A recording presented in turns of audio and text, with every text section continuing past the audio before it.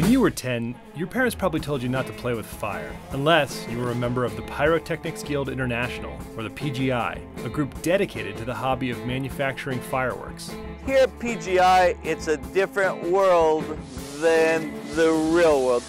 The PGI world is more of the hobbyist, where you do get to experiment. Each year, several thousand faithful pyrotechnists arrive for the Guild's annual convention, held this August in Mason City, Iowa. It's a week full of workshops, lectures, crafting sessions, and elaborate pyrotechnic displays.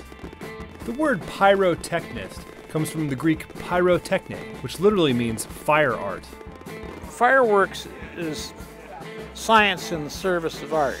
The purpose of it is to create something beautiful and dramatic and to entertain people.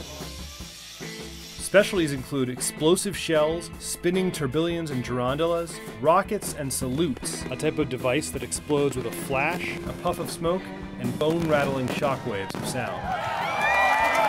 I've had some close calls, but never anything. I have most of my fingers. The group is quick to point out that it emphasizes safety and education, and the organization's events are highly regulated by the Bureau of Alcohol, Tobacco, and Firearms. But PGI isn't just for the pyrotechnists, it's also a spectator sport. The beauty of this event is that these are, people just making fireworks for a hobby, and they're making fancy shells. I often say to my girlfriends, if you want to meet a nice guy, you should really go to the PGI. It is filled with quirky but wonderful men.